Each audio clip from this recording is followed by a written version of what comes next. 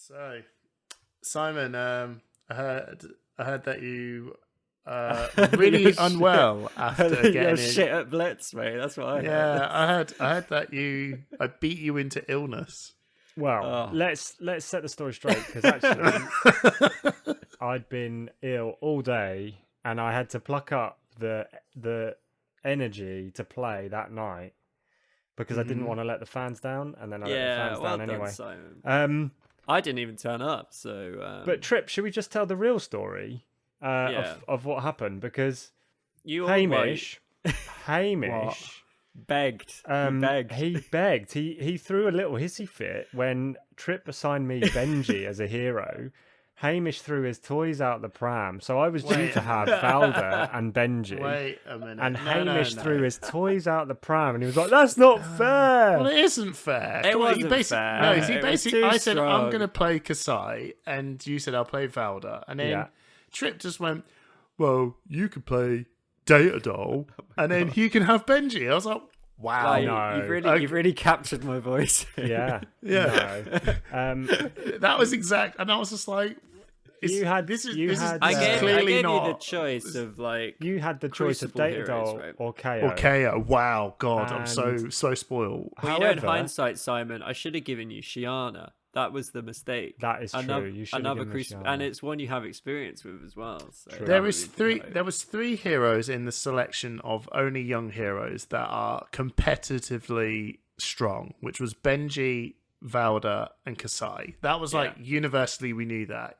It was basically we had to. No, come on. I don't think Fyendal is competitively strong because she hasn't got a specialization card. That doesn't matter. She's fun to play, definitely fun to play. And no, in all seriousness, I had a really good time on Saturday night, and I want to say thank you to everyone who came to watch. But it did make me realise how strong those specialization cards are. I mean, you don't have to look very far to see the power of blood on her hands.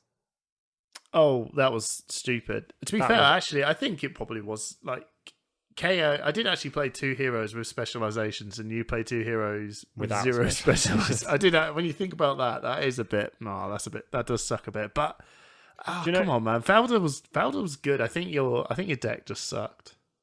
Well, it's not mine, so you can tell Drew. Were you using my deck list? Maybe. Well, did you know mine? No, I used. Did you have cash in it? No, I did not. Oh, well, of course you lost. Yeah. God, you need cash in. You need blessing. You should have sent me a it's deck. The combo. My deck is out there. I had a lot of fun. I built my decks, by the way, by myself. Both decks were built by my brain. And you're a deserved winner. You get a gold star. I definitely enjoyed playing Icelander, actually. I think that surprised me quite a lot. I really enjoyed throwing out a Channel 8 Frigid on your turn and giving you a Frostbite and messing up the whole thing. You ruined my ready to roll turn. I was like, here we go. And then you went, I went, oh, that's that. That was absolutely destroyed my turn. That was a very good play. And I definitely should have, as you say, I definitely should have blocked. I tried to get greedy and do wizard things, and I was running resource short. And I definitely should have I liked just blocked the weapon as well. Yeah, I love the fact fun. that the weapon, when you actually went, I'm going to pitch through and do one on my turn, I was like, it's actually pretty good. Yeah. I was like, that's actually cool. It's really annoying. You can't let that hit. That's the bit that's really annoying. You can't let because it gives you a card draw. So you've pitched a card and then you get a card back. Yeah, it made really me good for stacking your deck as well, because you can pitch like a red and a yellow and just stick them at the bottom. So if you want to do fun wizard things, you can just cycle. Pretty decent. Yeah. So you don't. I actually did sort of give that weapon another sort of like, maybe it's not. I don't know. Absolutely. Some wizard players going to say it's not actually that good, competitively. But I think I love the fact the weapon did that, because you don't have to pitch 3 to do a Kano to try and stack up stuff. You could actually just go, you know what, I want to do a safe. Yeah, I want, and then I'll draw, and oh Christ, this could actually turn into some mad stuff. So yes, I think it was good. I had a laugh. Yeah, me too. Thank you. Yeah, thank you, Simon. Did it change my mind with Blitz? No, but it's opened the doors for more heroes. I had fun. To be honest, I did have fun. Good. We should say thank you to LSS for giving us the ticket to We give should away, say which that. is why we Absolutely. did the event in the first place. And, Congratulations to Steve Hyde, who won our Fabled package. Well done, Steve-O. I hear he's no stranger to Hamish's Fabled package. No, he's not. I felt a little bit like, you should see, if you go back and watch the video, look at my face, because I was kind of like, oh shit. This is going to be, if people who know me, I know Steve-O, and actually it was very funny because on the day, the light bulb moment went into my head when I was making the deck and went, I need to have Oversteel in the deck because of the combo. Oh god, I haven't picked up the card. I've picked up all the cards from Steve-O a day before, and I thought, oh god, I need to go and do it. So after my haircut, I just dashed to his shop and said, dude, I need the 2 Oversteels. And he went, oh okay, here you go, borrow them. And I went, oh, have you signed up? And he went, no, I guess I will. And I said, are you sure you don't have to? And he went, no, I'll just do it. I can't believe he voted for you. I know. He said I've got to back you, obviously. Plus as well, all the yeah. So yeah, he backed me, and then I literally after the event, I rang him up, and he went, "No." He's like, "Yeah," and he said, "Well, he wasn't considering going, but now that he's got the ticket, he's going to go." Yeah, I think it'd be really good fun. I'm looking forward to us doing another Rumble in the future. I was on holiday, so unfortunately I was not able to take part. Though I was watching from I'd like to say subtly from a bar in Portugal. But, oh yeah, you went on holiday. Oh my god, guys! Right, maybe we're slipping, man. Should we? Are we home using? Yeah. We haven't done our drinks. Okay, let's do the drinks. Hamish, what are you drinking? Oh, thank you guys, because this is the first time you've ever listened to this. I'm Hamish. Hamish, also known as Hamsack. Oh yeah, on current Discord. Winner of the Push the Point Royal Rumble. I am 2-0 in this guy. I've got a beer of Moretti. Hey, a Moretti. Oh, very nice. Yeah, it's this is the I've run out of Christmas beer basically now, and this is the Christmas dinner beer that we bought too much beer. You know when you buy too much beer for Christmas, and then there's loads hanging. Yeah, this is now the hang arounders. So yeah, got beer Moretti. What about you, Simon?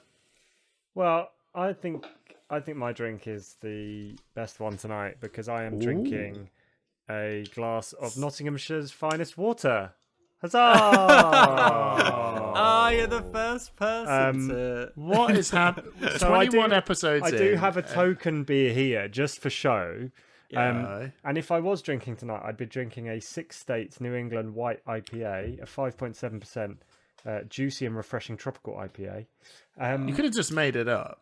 Now, I respect the fact he didn't lie to the audience, because I do wonder if they think that sometimes maybe we don't drink every single time, but we do. We have done until now. It's taken 21 episodes, but unfortunately, viewers, listeners, I am on call for my job tonight, so it would be irresponsible to drink and doctor. So I'm afraid I have to stay sober. You can't be doctor drink. No, and if I do disappear halfway through the episode, apologies. I'll be back next time. Oh, that would be some drama, wouldn't it? If that happened? Oh my god. Okay, Tripp, what are you on? Yeah, so I've just spilt it all over my desk immediately. Good stuff. Oh, I've got a Two Tribes Dream Factory Pale Ale, which is what I'm drinking tonight. I like the can. I ordered a takeaway pizza, and fortunately they also offered beer, so I got this one. So I didn't even have to leave, because I literally flew back from Portugal, from Lisbon today. So fresh from the plane. So I was like, I can't be asked to go out, so I'll get takeout and get a beer as well. Nice. So that's what I'm drinking. That's a solid. That is a solid return from holiday, isn't it? Takeaway and a beer. Oh, I couldn't be bothered to cook. I was straight into the podcast, not missing the podcast. But good trip. You're a soldier. Thank Just you, very quickly, how was your trip to Portugal? Guys, it was fantastic. Had an amazing time. Ate a lot of delicious food, seafood, pastries. Drank a lot of red wine yesterday evening, so a teeny tiny bit hungover, even at this late stage in the evening. But tiny tiny, only a teeny tiny bit.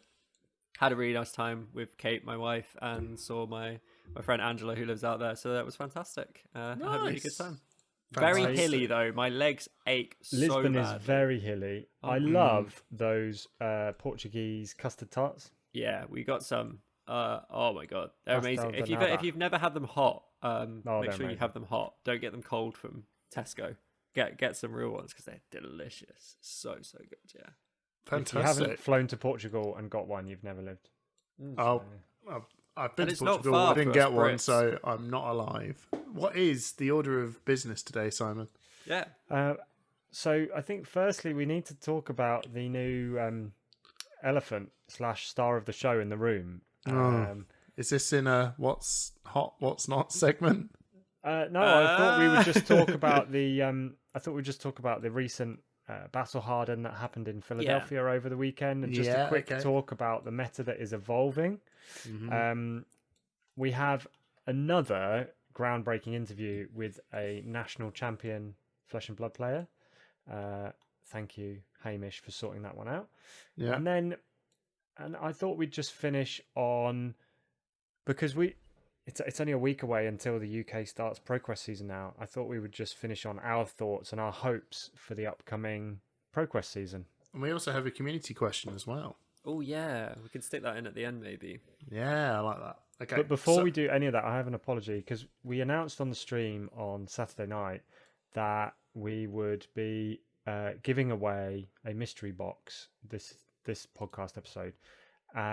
It's taken us a little bit longer to organize something special, and we don't want to do it as a throwaway announcement. So please look out for a special video that is going to pop up on our YouTube channel at some point in the near future that will detail and explain the giveaway, which occurs for our 500 subscriber milestone. Yeah, we want to plan it a little bit better.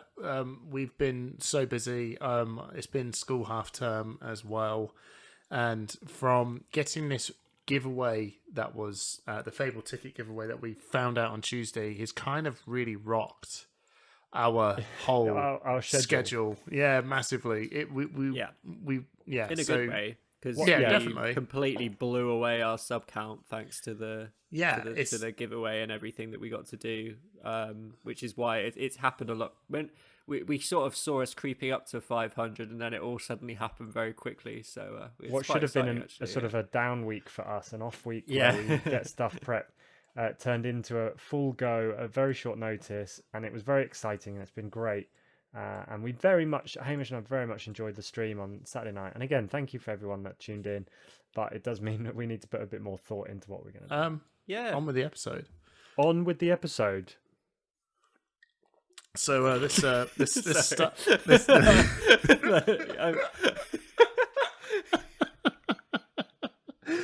well, okay.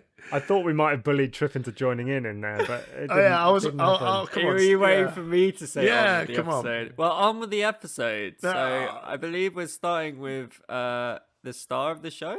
The star of the show. Starvo, E Bravo. Good question. Captain Planet. What are you calling He's it? a man of many names. I've been Captain Planet rock up, but I think Captain Planet is the best one, but it's also the longest one. Yeah, I think Starvo is pretty decent. Starvo's decent. I like to. I coined E Bravo. I'm not. Hamish was a big proponent of E Bravo. I coined E Bravo because if anyone remembers, or if anyone's ever played War Machine and Hordes, this is a tabletop game. They had heroes that were that evolved later on into the series. So they had first, let's say Bravo, and then they made another Bravo, and it was called Epic Bravo. So to shorten things down, everyone just called it E whatever. So I thought, if they're clearly going to do that in the future with other heroes, let's just call it E Bravo. And if they make a new Viserai, it'll be E Viserai or whatever. And didn't realize that you were going for Elemental was also Bravo. Elemental. Yeah, E stands for Elemental. So. No, it didn't. It actually was not my in intention. Hamish's head, it didn't. It wasn't my intention, but it stuck. But Starvo is probably better. So anyway, regardless, he's been smashing it. We said that it would be a decent deck. I think we all said that New Bravo or Starvo was a hot hero in our last What's Hot, What's Not. But honestly, I didn't realize it would be that. And I crazy. think we said that it would do well, and it would be kind of a deck that might take a while to crack. Now, I think I like the current version is quite aggressive. It kind of has on turns and off turns, but when it has its on turn, it's super powerful. But I wonder if we've actually reached the final form of We this, haven't. Starvo. I really think Of course this we is haven't. like really the first build of this deck, and I can see it changing a little bit up in the future. And I'm more interested, I think, to see where the deck goes rather than where it is right now, which does seem to be very much a stick the elementals package in and hope and pray that it lines up. No, it doesn't even take. It doesn't take that much. And if anyone hasn't seen it, I would recommend going on. There's plenty of actually other content creators that are talking about the deck. That you've got Arsenal Pass, you've got Tolarian Dropout, and if you haven't looked, there Star City Games has just done a tournament with the deck. So I recommend go having a look at that. But it's basically Bravo with a very, very solid mix of about 17 to 16. 17 to 20 cards of each element. Yeah, ice, lightning, and earth. And then pretty much slamming in the Spinal Crush, Crippling Crush, Oakenhold, the very good Guardian Just the cards. good ones. The good ones, yeah. And put the free pulses in as well. And generally, if you're using bluish lightning cards, bluish ice cards, so you can pitch for your Winter's Whale, and then the red big earth cards to come in for big dominated go again attacks. Yeah. Then actually you've built yourself a fairly good aggro deck very quickly. And I know we said we thought it would be good by the end of ProQuest season. I am surprised how quickly it's won an event, considering how new the deck is. I think it's Briar. I think it's like remember when our UK Nats this Briar thing came into play. It's very this is so typical of metas. Going heavy, going hard, be the most aggressive you can be, because that's what's the best thing to do on a very start of a meta, because no one knows what to control. If you're coming up against new decks that have not quite refined themselves and they're not quite getting, they've not built their deck in a way that they're getting the optimum hands, or they know exactly what they're doing. Yeah. A huge aggressive turn can just blow you out of the game, and being able to do it a couple of times a game is just too much for the perhaps the other unrefined decks to take. And when you come in with full aggression, you don't give anyone time to do anything, and they have to get all their blocking perfect. Well, I mean, with the Dominate, it's not even so much about that. But I do think there's a place for the decks that have had time to establish themselves in the meta before. So we saw Viserai coming through, and we saw Briar coming through. I'm not sure about Prism. I don't play Prism, but I've heard from Prism players that there's like 4 or 5 different Prism decks floating around at the moment. Yeah, I would very differently. So I was surprised in this event that it was 5 Bravo Star of the Show, 2 Chain, and 1 Briar in the top 8. That surprises me. What surprises you about it, Simon? There wasn't any Viserai. No, there wasn't any Prism. No, I'm not surprised, because I think this Starvo deck is really doing a number on it, because I've given it a go, and it completely slams out an OTK mindset, because it can just go, cool. I'd like to dominate with my Oakenhold for 11, please. You see those cards you want to build with, put them on the bottom of your deck, and it's just like, oh my god. And Prism, I mean, who's blocking that? Who's even with a Soul Shield, you're struggling, right? And exactly.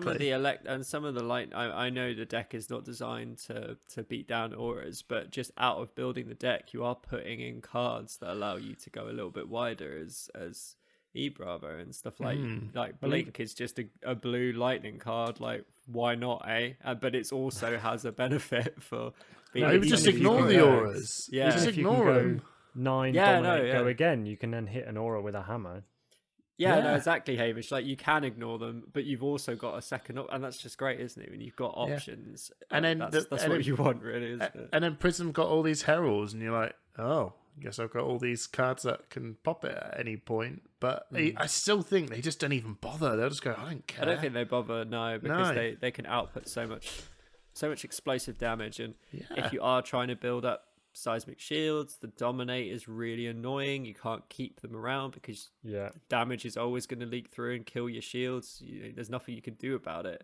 It's really awkward for the Prism players, and it always seems that way. That we always, and there was a lot of hype around, and obviously this is so early in the day to be saying that like Prism's not going to come out of the gates and absolutely destroy. But we were like this last time where Prism looked really, really strong, and it just was not getting to the top tables consistently at RTN and then again at Nationals. Maybe this is what. Oh, sorry, go on, Simon. No, I was just going to say that I think that's a very UK thing, because we saw over in the States, and we've now seen from the New Zealand Nationals that Prism has won some really big events and has actually done well on the international stage. So maybe the UK is just trying to build Prism differently. There's always been a sense in the UK that if you don't prepare for Prism, you're going to have trouble, because we all know there's so many Prism players in the UK who are kind of always going to run it. And you always feel like you're going to see a good number in the Swiss. So we always sideboard with that in mind. And maybe that's just not the case in other metas. And the other thing, of course, is from that top 8 is that we're just seeing Chain again. And no one's ever talking about Chain. And consistently, we're seeing Chain get into top 8s and do well and win tournaments that we've seen in the past. Like that's like, it's flesh and rune blood, isn't it, mate? It's a rune blade, but Chain is so strong. Yeah, and the Chain's hero ability is just insane, and busted. That will always power that hero to a certain level of power that you can't just ignore when they're able to do stuff with 7 cards in a turn, and no other hero can do that without jumping through hoops. I think it pivots though around the fact that, and we see the same with Briar, the ability to give your own cards go again is huge. So what you're telling me is that the top 8s were all the heroes like Chain, who go again, Bravo, which can give a go again and dominate, and then you got Briar, who can create go agains. Who would have thought these heroes that create go agains through their own hero abilities? But it's the same with Briar. Again, it happened with Chain, and I always sort of regretted going off Chain so quickly. And this time round, I've tried to stick with Briar a bit longer. And I think that is the right decision, because I think if I'd stuck with Chain, I think I would have been rewarded. We saw this with your brother. Yeah, 100%. Hamish, who played Chain at Nationals and won every single one of his CC games, if I recall correctly. Yeah, he was the highest placed Chain player in the UK. It's such a strong hero, but I think it was hit so hard by the Seeds ban that we all sort of were just like, screw it. We'll try and new heroes. When your hero gets a ban and there's new heroes that you get to play with, it's obviously super tempting to jump to something new and shiny. And I really love playing Briar. It's very similar, but I think Briar is still really, really strong. And I think Briar is well positioned to do stuff to this Starvo deck as well, because it's got access to so many tools. But it remains to be seen what happens. We've got 8 days of ProQuest coming up, and the meta now will be completely different by the end of it as well. Yeah, it's going to be, this Starvo deck is going to be a completely different thing, because it has to address with the answers that it's getting given. Yeah, it's going to be exciting. But week 1, prepare to bring the most slammy decks you can slam into, because it's just a punch in the face. We've only had one event, haven't we? The Philadelphia event is the first event in the new Everfest meta that's been on an international scale, and it was a big enough event. It was 112 people. But each of your local metas, whether you're in the US, local state metas, or in the UK or Europe, different national metas, it's going to be really interesting to see what pops up and what people have been brewing, because trust me, there've been people out there brewing tasty decks, and they will come at you. So I can't wait. I love this anticipation. No, I can't wait. Should we move on to an awesome interview? Yeah, I think we should definitely move on to an awesome interview. Cool. So I asked Hayden Dale from Arsenal Pass to come on and have a chat about some bits and bobs. Didn't want to try and cookie cutter too much about what he's talked about, so I hope you enjoy this regardless. Here he is. I'm just so hyped. I'm such a massive fan of your work, so thank you so much for jumping on. Oh, too kind. Likewise, I love what the three of you do, and when we started podcasting, you were already podcasting at that point. I think you'd started a little bit before us, and so I think it's weeks though. I'm talking weeks. I remember we jumped on, and then I remember seeing you guys going, "Oh, we're on as well," and I was like, "Man, all right. I guess everyone wants to make a podcast." Yeah, and I remember hearing it, going, well, it was good. I enjoyed it, but I suppose, I mean, this is one of the questions I would like to ask you is how many podcasts have you done anything podcast related before this? No, I have not. So it was definitely a steep learning curve in terms of how we started because it was for Arsenal Pass, for us, for me and Brendan, it was just a podcast to start with. So that was in of itself a massive task of like learning, and there was a lot of research in terms of just, like I say, that's why I came across, the three of you so early, because I was researching what's already out there, and there wasn't much, probably the same as what you found. I'm sure the three of you are sitting there being like, it's fine. We do it better. But I remember listening to, like, there was a few, and I know like Session Blood were like kind of the main ones at the time, right? Yeah, they were the big guys, right? Yeah, but they were just moving to work for the company, and so there was like a bit of an opportunity there, right? I think, but then but definitely a learning curve in terms of understanding how to actually podcast after that. That was the the afterthought. How do we actually do this? Yeah, it's but I think I love it, right? Because I suppose I've done podcasts before with different games, and I've done it with friends, and I feel like when I was listening to all the starting up Flesh and Blood ones, I was seeing all the things that I did, right, when I first started up, and people going, right, here's the phone, here's the phone, hit record, let's go, and then you go, right, and everyone goes into some slight automated mode where they have to go, right, we have to sort of tell everyone who we are, what we are doing, and it's very formal, and it's really funny to hear the formalities of all this stuff, because you just feel like no one knows what's going on. And then you soon realize, actually, if you just talk casually as if no one's in the room, people you can actually find a lot more fun engagement from it. You almost like, people love it when you're relaxed.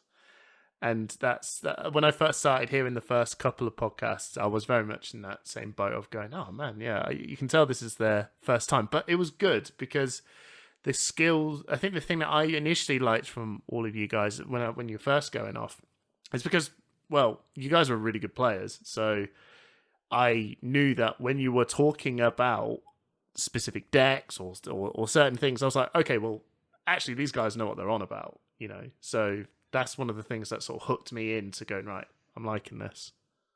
It's not just pure crap, right? There was that as well. That side of it is definitely no, I loved it. But now, Jesus Christ, you guys are beyond the podcast now. It's just, I went, as the time was going on, I was thinking, crikey, one a week?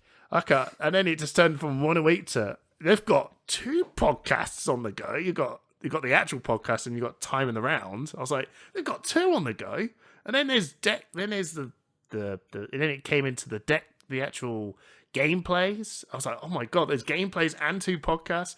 And then there's deck text. I was like, oh my god, these guys are seriously slamming it. It's just awesome. What drove you to sort of do this, really? To, when it started up to where it is now, what was the thought process behind that?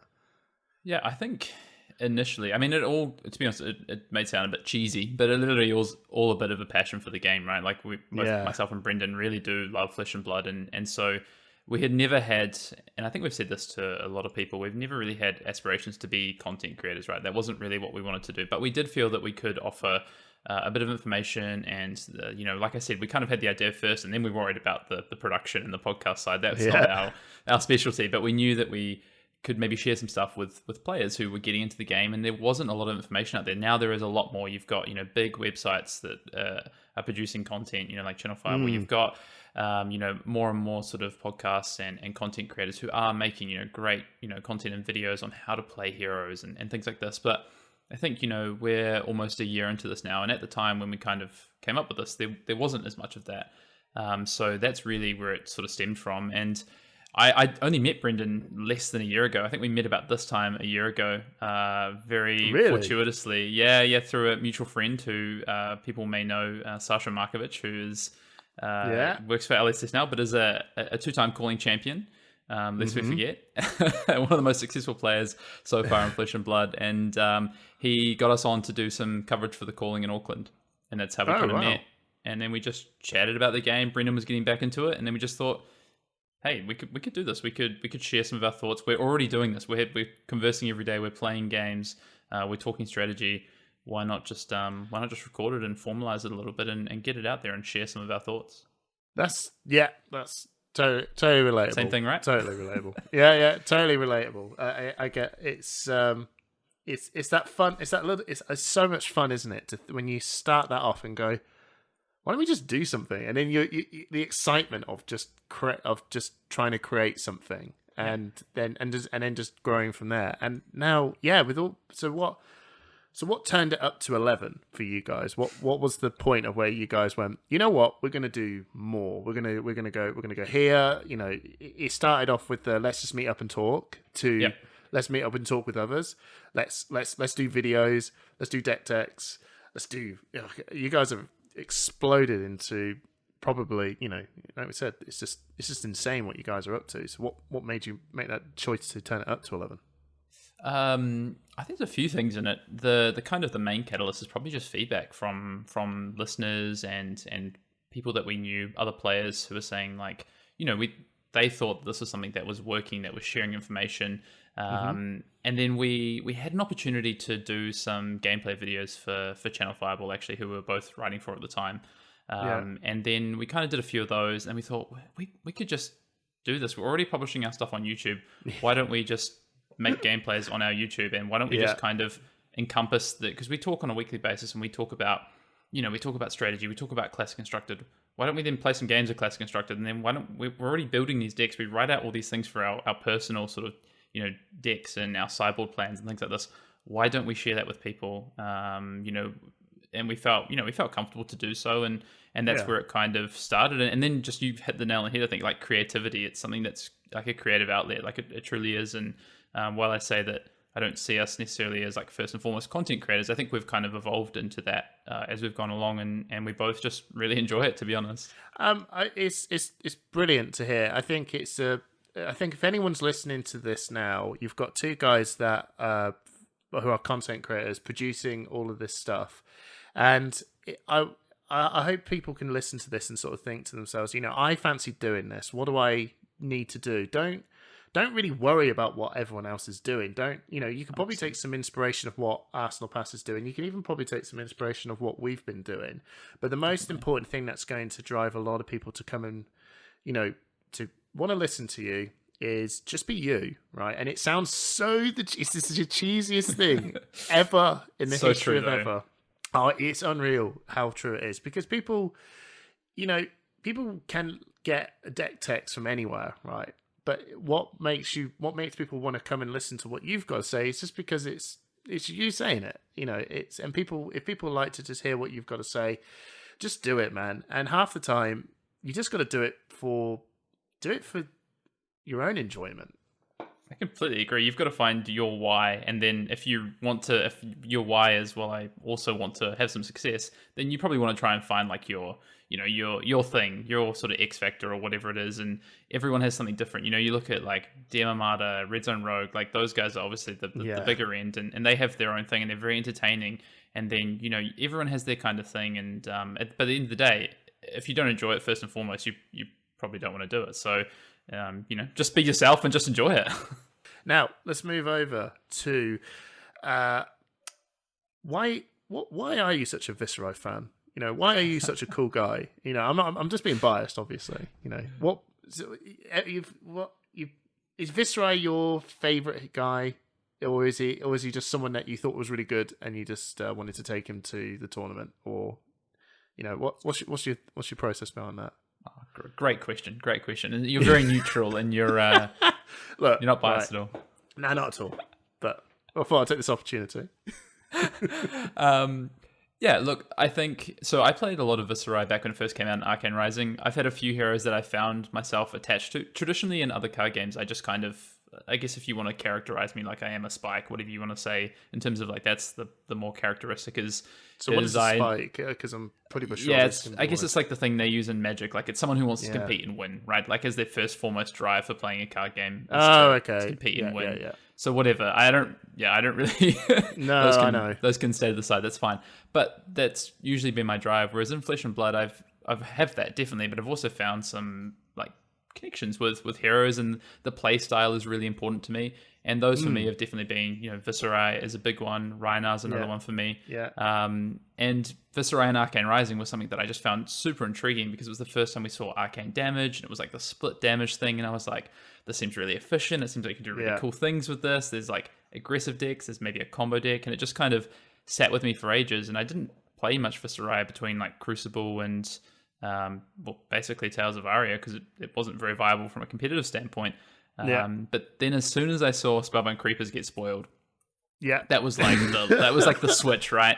Like as soon as I saw that, I said to I said to like our friends and our kind of testing team, I was like, all right, I'm on Viserai, I'm working on Viserai, I want to play this. I think I said I want to play this at my nationals. And then it quickly, like I played it for a while, tested it a heap, had a deck list that I thought was pretty good.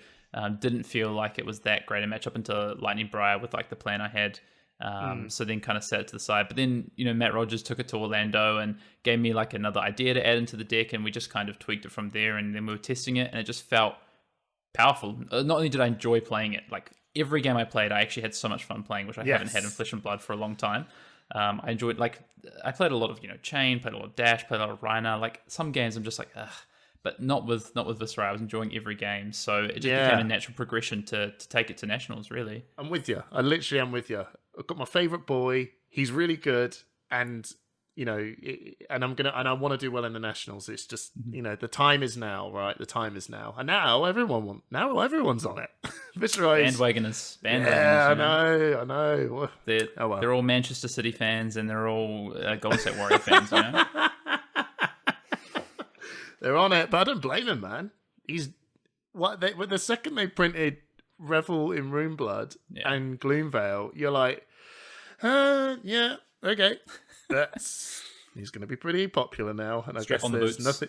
Yeah, I wish they brought out a card that wasn't like straight up. That's really good. Something that had a little bit of a puzzle to it. You think, oh yeah, like Rattlebones. Rattlebones. You look at it and you go, well, that is good. But is it good? And then you got to play it for a bit to go, no, it is good. Whereas when you look at Revel and Runeblood, you go, no, that's just good. That's just that's just stupid. I can do math. I can do math. So, I remember coming onto your podcast, and for some, I don't know why, but I enjoyed it. I really enjoyed it. I'm glad to hear. You gave us random questions. Yeah. Yeah, and I thoroughly enjoyed it a lot. So I thought, you know what? I'm going to do it. I'm going to be kind enough to bring it back. Repay the favour. Repay the favour. I feel like I'm going to be on BBC Radio 1 here. Oh, yeah. We've got the trivia game with Hayden. Well, you started the trivia game. It's true, I did, yeah.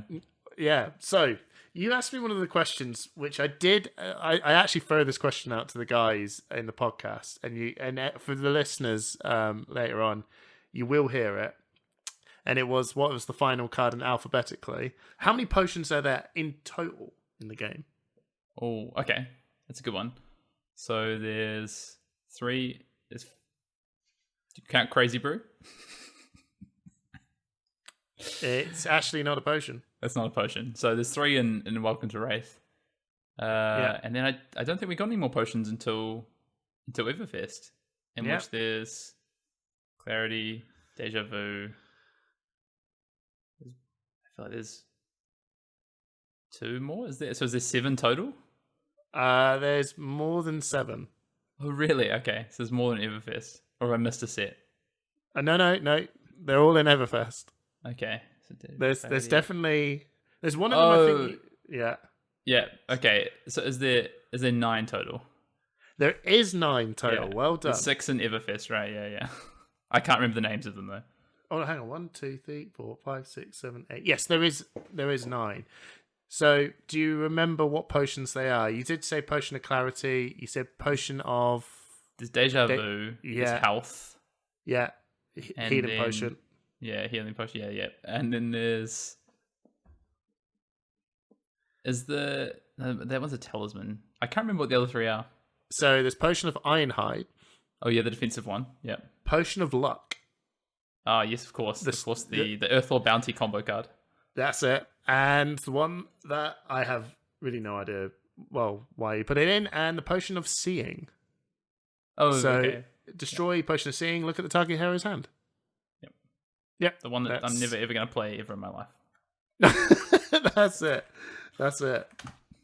And I tell you what, we'll leave it as that. I was going to go down with amulets, but I'm not going to bore anyone any longer. Hayden, thank you so much for jumping on. I hope you've enjoyed this very casual, random conversation. Definitely have. Thank you for having me, and just big shout out to all 3 of you, to Dan and Tripp as well, and what you do. So thanks for having me on. Thank you so much, man. Right, catch you later. See ya. Is it Zephyr Needle? Zephyr Needle. Is it Zephyr Needle? It's not Zephyr Needle. Oh, I got no now. What is it? Let me have a think. I need to get this. Oh my gosh, it's got to be a Z, right? You will be annoyed. I'll give you a clue, and he gave me a clue. It's a mechanologist card. Zipper Hit. Oh. Zipper Hit. Zipper Hit. Oh, you're too fast for me, Simon. I know. No, you got it. It took me ages to figure that out. That's what she said. I went for Zephyr Needle, and then I was thinking of Zealous Belting. I was trying to think if there's any other Z's. Good I took me ages. I said, the card must be trash. Turns out I was very wrong. What's the first card, do you think? Well, you'll have to find... You had to find out because that's one of the cards I've chucked him in the interview. If you haven't heard it, then you will. If you haven't heard it in this podcast, then that's because it's going to be a full extended interview, which we're going to give out to our patrons. So check that out. Absolutely nice, not unedited, but extended edits of the interviews that we do episode to episode. And, basically get rid of the clappy bit at the start. Yeah. And then I let it all go. Anyway, amazing. Thank you, Hayden. Amazing that we've had another national champion on the podcast, and we really do love bringing you these awesome interviews from not just highly competitive players, but standout members of the community. Obviously, Hayden Hayden and Brendan have Arsenal Pass, which is another awesome channel on YouTube, and they do so much for the community in terms of putting competitive decks out there. Please go and check them out if you haven't, and I'm sure you have. Yeah, they're a really good resource. I always chat with people at my local armories, and they're always saying how they enjoy using their deck techs and stuff for getting into the game and feeling like they can be like semi-competitive even though they're new to the game because they have this resource to draw upon. So it's really, really good. Yeah, that 5 new heroes to jump into for ProQuest, I thought, but banging video, fantastic. Yeah, absolutely. Yeah. So anyway, and Rhinar got some love. So we love a bit of Rhinar love. Oh yeah. Right, we touched on it just briefly before the interview, but gents, how are you feeling about the upcoming ProQuest season? I'm nervous. Super excited. Well, it's all right for you two. You guys are fine. I was saying to the guys that my main ambition for this year is to do better, is to place higher at Nationals than I did at last year's Nationals. So I see the ProQuest season as more of a like a training course, like almost like going on a intensive driving lesson or something, right? To like just improve my fundamentals, just get a better read on the UK meta in general, and just play a hero and have a bit of fun, travel to lots of different places. I obviously want to win, I want to do well, and I would love to go to the Pro Tour. But my main goal this year is Nationals, so I want to do as much like live tournament experience in advance of Nationals as I can. So really, I'm just excited about going to. I've been to most of the stores before, so I get to go to them again, which is really fun. I love traveling the UK for tournaments. You just want to see the community. I go to so many tournaments, guys. So realistically, just the opportunity to be able to go and play against the best players in the UK. At the best stores in the UK, it was just such a great opportunity. I mean, honestly, I really believe that it's super fun. What about you, Simon? What's your your mission? Yeah, I think you've made a really interesting point about it's not nationals, but I had some interesting discussions this week at home, and I may have permission to get to the first Pro Tour, which was unexpected, and it's still slightly up in the air. But I think I'm going into ProQuest season with the idea that, in a similar way to Tripp here, that actually this is an audition for Pro Tour. Like, we can use the UK meta as a springboard. If I do go and represent the UK at the Pro Tour, because that's how I would view it, I would be representing on a national level. That actually I need to make that count, and I want to improve my fundamentals to a level where I'm not making mistakes like missing tunic triggers, which is fine at an armory level, but you don't want to do that against an opponent who's not gonna let that slip and gonna punish it. You just don't want to go to a Pro Tour. Like, I get so frustrated these days when I make these stupid mistakes. Like, exactly. I tried to use it to, like, I was playing in a tournament the other weekend, and I missed an embodiment of Earth trigger, and then my opponent comes in with a Morian Skies 4 attack thing, and I'm like, and you had a non-attack that blocks for 3 and in your hand. And I've got Whisper of the Oracle, exactly, in my hand, and I'm like, this easily cost me the game in like that mistake. And I was so frustrated by it that I actually ended up playing a million times better, because it was almost like, wake up, what are you doing? What are you doing? Get in gear. And that's fine, but fundamentally, I don't want to go to the Pro Tour and just be making stupid mistakes, because it just doesn't look good for the. I mean, you shouldn't be making those kind of mistakes on that level. And I want to be able to feel confident enough that I can go to a tournament and I don't have to worry about that. I'm just playing the game well. Well, but let's be honest. That becomes a distraction at that level of play. Those things need to be so drilled and second nature that you're not having to think about it, because you need your mental energy for actual decisions on which card to play in which order and which cards to defend with. Having to worry about, did I tick up the embodiment of Earth, or did I tick up the tunic, or did I do this, or did I hit this trigger? It takes away mental energy from actual decisions that you need to make. And after what's the Pro Tour? It's 14 rounds of Swiss minimum and then a top 8. If you're worrying about those minute issues, you're not putting your best self forward for the big event.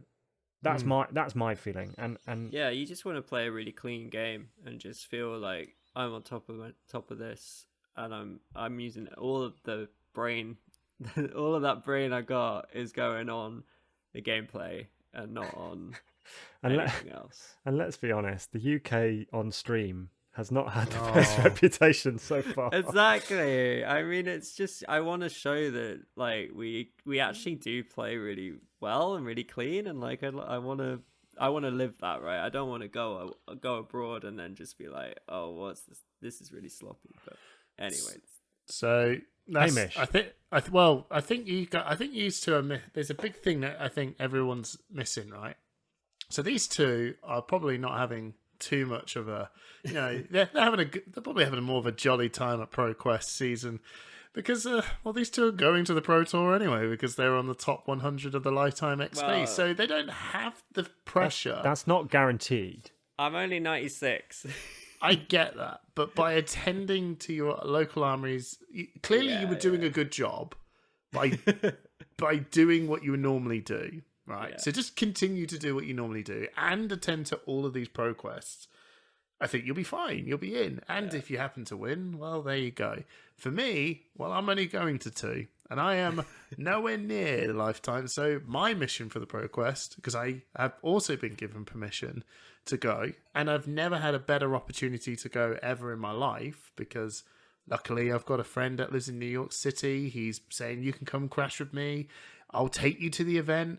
I'll even pack some lunchbox stuff for you. Don't worry about all this. And all I've got to do is get a ticket. All I've got to do is grab a ticket. I've got 2 goes of it. So pressure's on. And yes, people are going to say to me, Hamish, use your PTI. Yeah, that's no, exactly what I was I'm gonna not say. going to use my PTI for Pro Tour because I want to use it for Worlds.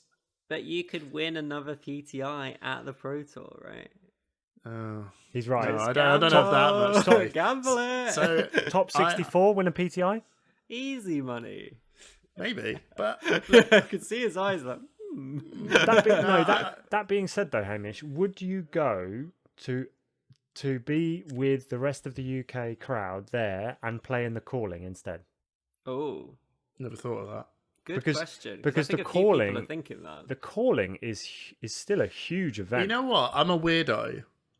I'm a I know weirdo. that. I know. We knew that. No, I know you know that, but I'm a weirdo. I know right? you know. I know you know that I know that. I can't. I would go there and I would be like, yeah, but you're not at the Pro Tour. You're kind of just a bit of a hanger-on. And especially when you're flying to another country, to not do the main thing of what it's there for, to me feels a little bit like, yeah. Is this a bad time to announce that LSS have given us tickets for the calling?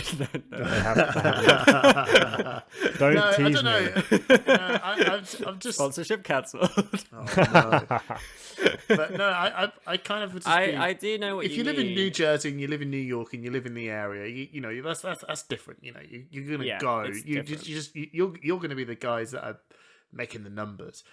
But you know, I got top 8 in the nationals. My brain is into, you know, I want to perform at the top level. I just can't have the capacity to get that PTQ, if that makes sense. And I suppose really, I'm only going to 2. But if I was going to 4 or as many as you guys, I kind of feel like as, you know, over time with all the winners, you know, you could probably even get into the final with someone who's already got a PTQ. So there's another shot of, do you know what I mean? Yeah. But when you've only got 2 and it's right near the start, I have a funny feeling that I've got to win it or I ain't in. That's where I'm at. Sorry, I misspoke. It was the top 32 get a PTI.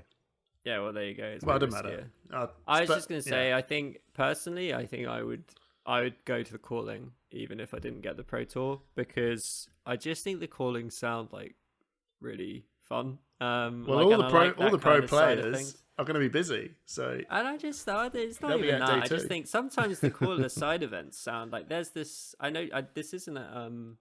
I can't remember where this is, but this is at Poland, isn't it? Like the side event, one of the side events at Poland. Yeah, is it's like on an Sunday. alpha draft. Yeah, or the something. top 8 of the battle. That's crazy, and like maybe there'll be something like that. I don't know if.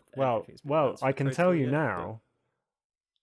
There's an exciting assortment of public events on offer, including Ultimate Pit Fights, Commoner, Sealed Deck, Booster Draft, and even a chance to draft Welcome to Wraith Alpha. Yeah, there you go. So like, Is this at the calling? Yeah, this is at the calling. This is at the Calling and the Battle Hardened in New Jersey.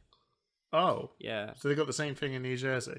I think there might be a Yeah, similar but I thing. don't want to go to those little events. I want to go to the Pro Tour. But what if we could do a Push the Point live from the Pro Tour New Jersey? It would be awesome. Yeah, it would pretty be. good. But What if we I'll could- be sitting what there if we going, could you get- two will be sitting there going, how's the Pro Tour? Hey, Mesh. Couldn't go, could I? What if we could get some of the interviewees that we've had on virtually in person live from the Pro Tour New Jersey? Like, it would be awesome. like I Matt love how Rogers, you're just like making this even Hayden worse Dale, if like Hamish doesn't get an invite. Yeah, but like Brendan, right. like Look at all this fun Dante. we're gonna have. Look at all I know. I don't even know This if is- I can actually go yet. I'm still I waiting can just on. imagine us You know at what? the airport. I'm a grown just man waving waiting at on Hamish permission. as we fly away. God.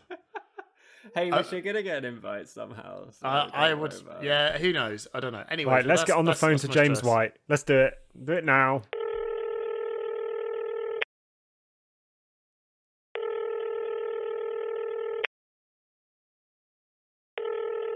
Hello. Hey, James White. How you doing? Yeah, cool. Have you still got that PTI? Nice. Yeah. Don't worry. I've got that hat sorted for you. Don't worry. I'll send that right over to you. Right. It's first edition, mate. Sick. Yeah, I know. Don't worry. This is a non-alcohol podcast now because I know you don't drink anymore. Because Yeah, I know. I know. But Simon underwater, so it's a good start. Yeah.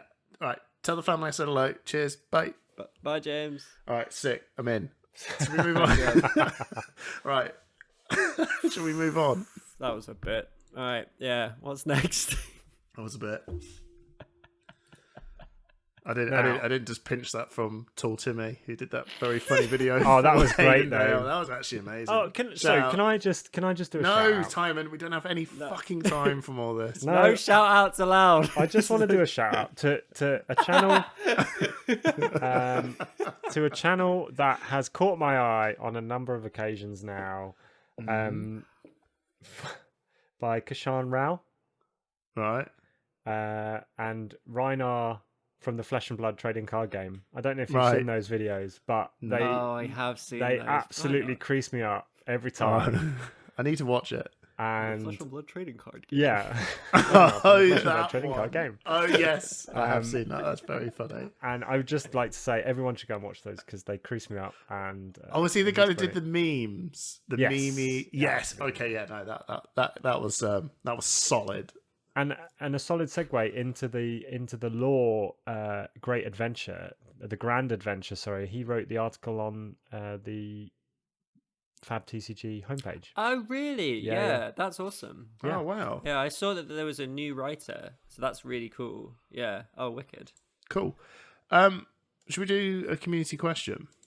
So, Yeah. Since we're Please. talking. Yeah, this was a cool one. So, So this as is you know, we have a Patreon, which you can subscribe to for various amounts, and Yeah.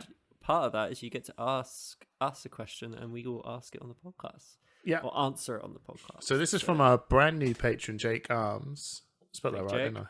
Yeah. Rule the lawyer himself. Yeah, regular Um, raccoon himself. Yeah, he says, which area of Wraith would you least like to live in?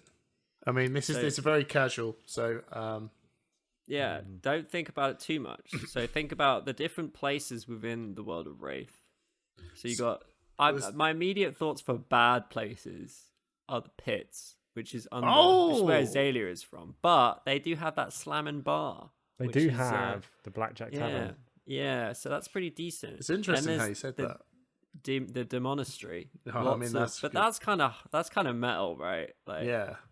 I think and also, yeah. oh, go ahead, Sarah. I don't want to. I'll I- There was, No, four, I there was was gonna four, say- there's 4 places that suck in this world. I was going to say places that Volcor have- is pretty. Wastes. Volcor's pretty hot and arid, right? It's full of We volcanoes. don't know a and huge ash. amount. A lot of about war. Volcor, though. A lot of war. but war's fun. It's a war-torn battle zone, and then you've Mercenary got the battle monastery, zone. which is just There's pretty- the Savage Waste, which is literally just like get. I mean, get that eaten looks alive. awful. The by a Savage rhino. Lands could eat you itself. Right? I would pick the Savage Lands because that place has not got any bars. There's no hidey holes. You just unless you're a brute, you're gonna be just basically just chewed up. There's no fun. What are you gonna do there? It's just misery all day long. They literally have plants eating you. The plants eat you. At least in Yeah. the pits, you can have a drink. At least in the demonastery, you could be someone's slave for a little bit.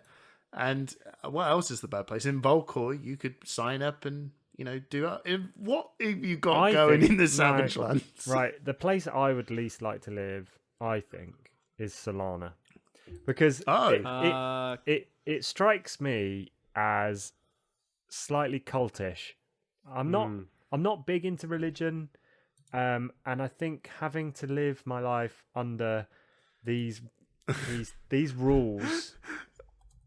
rules in Solana, I just don't think I'd get on. Have you seen the pictures of any of the cards? They're fine. I know it's not good, but Christ, what are the? I'd rather be in I the think monastery, it's slaving away. quite and turning nice, in- like you've got an almost demonstrable deity. Like it's not, like it's pretty. There's something going on, right? Yeah. There's actual magic. So What it's are not you on all about the rubbish. monastery or Solana? No, I'm talking about Solana. Like it's all they've well. actually got a deity. Well, I mean, there's stuff happening. It's not like I thought you were on about is the it- monastery. I Does think he they've all exist? been Does he not brainwashed. exist? Like, I thought you were on I about think- the monastery. Well, there's stuff happening. Well, yeah, there's lots of stuff happening. I think all the soul people have been brainwashed, and they're expect. I I think can't they're all. believe that. I think they're the bad guys. In the words of David Mitchell, Are we the baddies? I think they've got cool. I like the city. I like Alright, whoever Tripp, what's the your architect place? was. So I would go for. Okay, my Worst place? immediate answer was also the Savage Wastes because Cool. I'm dying almost instantly. I'm not very fast. All I've got going for me is I don't have much meat on my bones, so they might not be interested, but I'm probably still going to get killed. But there's also the like frigid wastes in Aria, which is just ice, and I don't like being cold. So Okay, well, on the flip side, there. very quickly, where would you like to be? And to be honest, it's not very. I think there's few places that are nice. It's got to be Solana, mate, right? Order, I picked Justice. Aria. I picked Aria. They haven't Everfest. Why would you not want to live there? I'm going to go Mysteria. What do you know about Mysteria? Well, it's a cool mountain It's a mysterious land, place. and they're hidden from So I'd go in the mountains with the ninja guys. I think they're rocking it up there. They keep to themselves. They don't get involved when they don't need to, and they do some awesome things up there. I like how no one picked Metrics, where it's probably like this is generally a pretty nice place to live. Probably it depends on your social standing in Metrics. I reckon. I think you don't want to be on the classic futuristic city. You don't want to be on the bottom layer. But you'll be in the pits. If you're the daughter of noble people like Dash, then I think you've got the money to put into new tech, right? But if you're struggling to survive like Azalea down in the pits, you got to work for your money. Yeah, Dash is like that girl from that Common People song, where she wants to live like common people, and she wants to go to St. Martin's College. Yeah. Oh, what's it like being poor? Oh, away I go. I want to go to Aldi with you. Yeah. Oh, how exciting! This is how you live. The Metrics and Pits is League of Legends, Piltover, and Zorn. If you ever seen the Netflix show Arcane, you look at that and you go, "Oh, it's that's exactly where they got that reference from." There's a really high up a bit, full of technology, and a scum hole. Oh, that's Metropolis, isn't it? Like the old sci-fi movie. They just stole it. Well, anyway. So I would go with Solana because I need order in my life. Otherwise, I'm just gonna go fall to pieces. Cool. So we've got so there's. Thank you, Jay. That was actually really good. It's actually a really good question. I was like, are we gonna get mileage out of this? Yeah, we did. Well, we did. I think we're gonna. So we've got one last point, or are we gonna leave it there? No, we're going to say please like and subscribe. Consider joining the Patreon. You can see what extra interviews you get, and you get a chance to ask us questions. So please take a look. Yeah, and I'd really like people to suggest more ideas for live streams. You probably noticed that we've done a couple of live streams recently. So if you have any ideas about what you'd like to see us live stream in the future, let us know in the comments of the YouTube version of this podcast. Okay, thanks for listening, everyone. We'll see you in the next one. Good night. Good luck in your Love you. Bye. Bye. Bye. Bye.